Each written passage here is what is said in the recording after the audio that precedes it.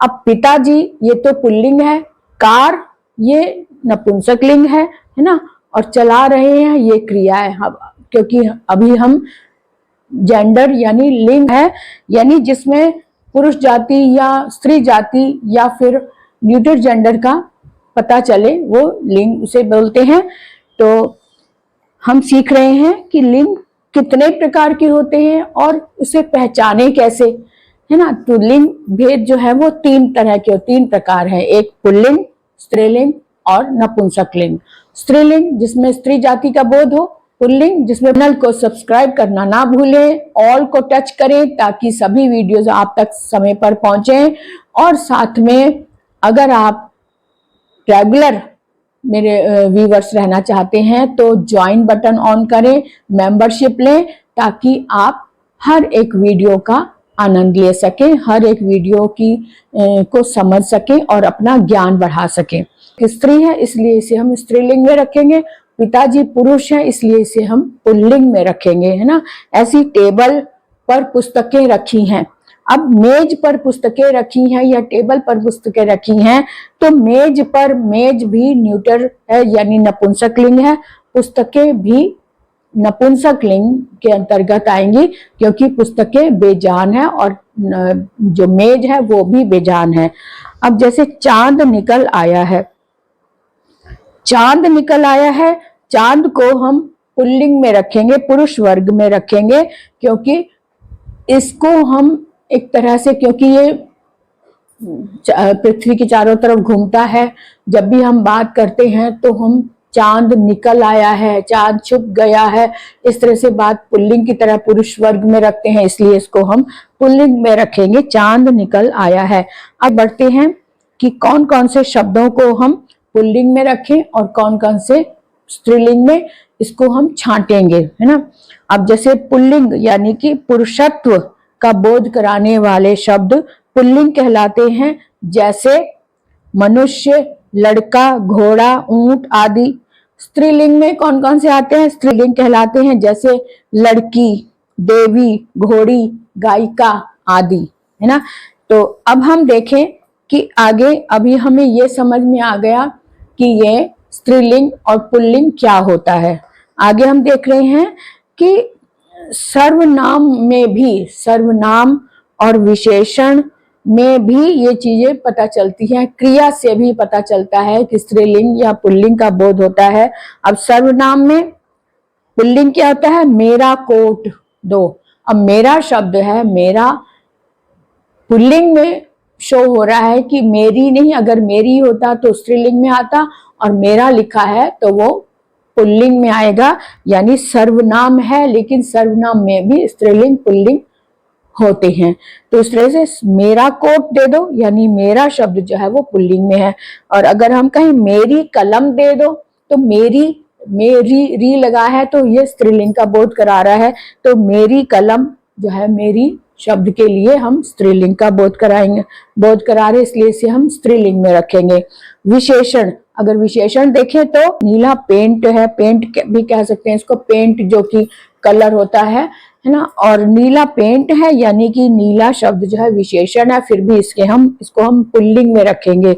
और अगर हम कहें वह पुस्तक नीली है, वह पुस्तक नीली है, तो पुस्तक नीली, नीली होने के कारण नीली जो शब्द है वो विशेषता प्रकट कर रही है, लेकिन नीली ई की मात्रा लगी है, इसलिए हम इसे, क्योंकि पुस्तक के बारे में लिखा है, तो नीली, नीली शब्द को हम कहेंगे स्त्रीलिंग है। तो ये तो हो गया बात स्त्रीलिंग और पुल्लिंग में। विशेषण और सर्वनाम में भी होता है, ऐसी क्रिया में भी, क्रिया वाले शब्दों में भी स्त्रीलिंग की पहचान कर सकते हैं। कैसे? जैसे पेन गिर गया है, पेन गिर गया है, गया है, गिर गया है से पता चल रहा है किसी पुल्लिंग की बात हो रही है, पुरुष जाति की बात हो रही है, तो पेन गिर गया है, इसलिए हम इसे कहेंगे पुल्लिंग। और अगर हम कहें हवा बह रही है, हवा बह रही है, रही शब्द आ रहा है, रही के कारण क्रिया में रही ई की मात्रा लग रही, इससे हम कहेंगे, इससे हमें समझ में आया कि यह स्त्री जाति की बात हो रही, यानी ये स्त्रीलिंग है ना। तो क्रिया, विशेषण और सर्वनाम में भी हम स्त्रीलिंग, पुल्लिंग और नपुंसकलिंग को समझ सकते हैं, देख सकते हैं।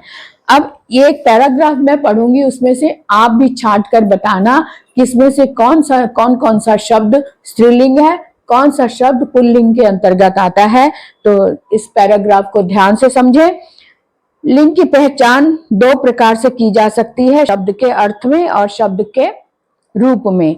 अब प्राणीवाचक शब्दों के अनुसार किया जाता है, जबकि अप्राणीवाचक यानी निर्जीव वस्तुओं या पदार्थों का लिंग निर्णय रूप या फिर प्रयोग के आधार पर किया जाता है। इसका एक तरीका और है, जिसका लिंग निर्णय करना हो उसे कर्ता रूप में रखकर वाक्य बनाएं और उसमें क्रिया लगाएं। अब क्रिया के आधार पर निर्णय कर सकते हैं कि जैसे गाड़ी निकल गई, अब गई स्त्रीलिंग शब्द की ओर संकेत कर रहा है, तो गाड़ी निकल गई स्त्रीलिंग है, अतः गाड़ी स्त्रीलिंग होगा, इसीलिए उसके लिए गई शब्द आया। तो पेड़ गिर गया, गिर गया, गया शब्द आ रहा है, यानी कि किसी पुरुष वर्ग की बात हो रही है, तो इसलिए हमें समझ में आ गया कि पेड़ जो है वो पुल्लिंग में आ रहा है, गिर गया होने के कारण, इसलिए पेड़ पुल्लिंग होगा, है ना। इसी तरह से क्रिया के आधार पर भी हम शब्दों को समझ सकते हैं कि स्त्रीलिंग है या फिर पुल्लिंग है। अब देखें कि नित्य स्त्रीलिंग क्या होता है, यानी कि हमेशा कुछ शब्द हमेशा ही स्त्रीलिंग में प्रयोग में लाए जाते हैं और कुछ शब्द हमेशा ही पुल्लिंग में लाए जाते हैं। जैसे अगर हम कहें कि मछली, छिपकली, मक्खी, चील, तितली आदि, इनको हमेशा ही स्त्रीलिंग में प्रयोग में लाते हैं। और जो हमेशा पुल्लिंग में आने वाले शब्द हैं वो खटमल, बिच्छू, कनखजूरा, मगरमच्छ, उल्लू, भेड़िया, सारस, बाज आदि, ये सारे शब्द हमेशा ही पुल्लिंग में प्रयोग में लाए जाते हैं।